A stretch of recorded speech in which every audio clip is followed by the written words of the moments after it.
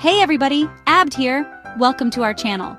Today, we're diving into the world of birthday cakes. Get your aprons ready because we're about to embark on a sugary adventure to create the most amazing birthday cake masterpieces. Whether you're a beginner or a seasoned baker, these tips will help you create the perfect cake for any celebration. We'll go through each step together, ensuring your cakes are moist, delicious, and decorated to impress. So grab your mixing bowls and let's get baking. First things first, we need a recipe. Choosing a reliable and tested recipe is like finding a treasure map to cake success. Look for recipes with lots of positive reviews and comments. That's how you know it's a winner. Don't be afraid to try different recipes and experiment until you find your go-to birthday cake recipe. Once you've found the perfect recipe, read it carefully from start to finish.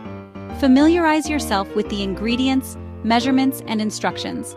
It's like studying a magical spell before you mix a potion. Understanding each step is crucial for a successful outcome. Now, let's talk about measuring ingredients.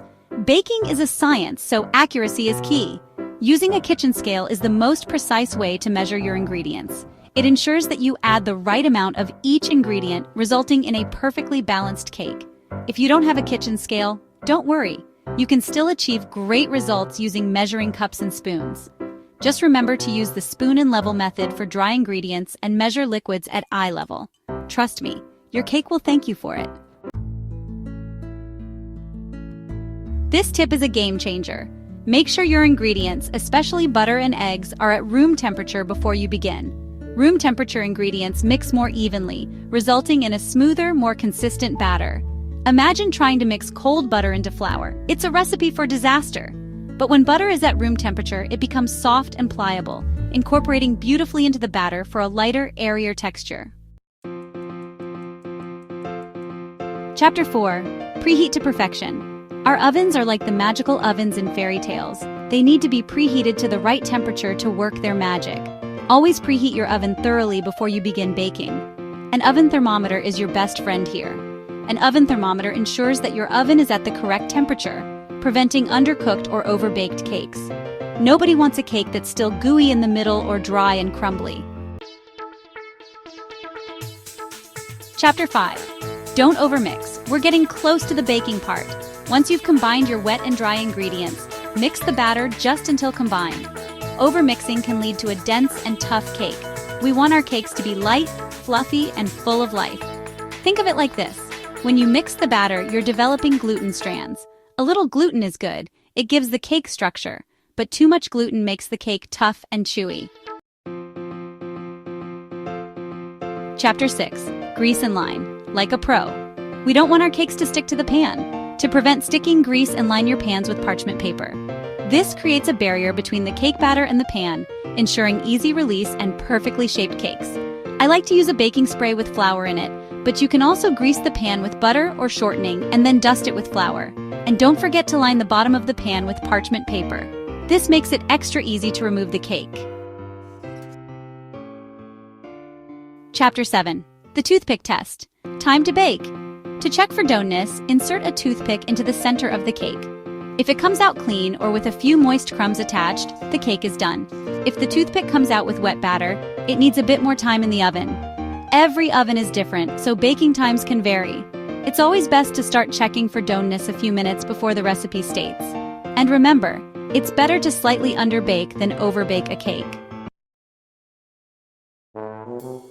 Chapter 8. Patience is a virtue, and cool cakes are key. Once your cakes are baked to perfection, let them cool completely in the pans before frosting. Cooling your cakes fully prevents the frosting from melting and sliding around. We want our frosting to stay put and look fabulous. I know it's tempting to frost the cakes while they're still warm, but trust me, patience is key. Let them cool in the pans for about 10 to 15 minutes, then turn them out onto a wire rack to cool completely. Chapter 9. Level up your cakes. For beautifully stacked cakes, it's essential to level the tops of each layer. Use a serrated knife to carefully trim off any domed tops, creating a flat surface for stacking. This ensures that your cake layers are even and stable.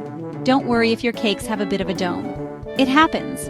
Just use a gentle sawing motion with your serrated knife to level them off. Chapter 10. Crumb Coat to the rescue. Before we get to the fun part, frosting, we need to apply a crumb coat.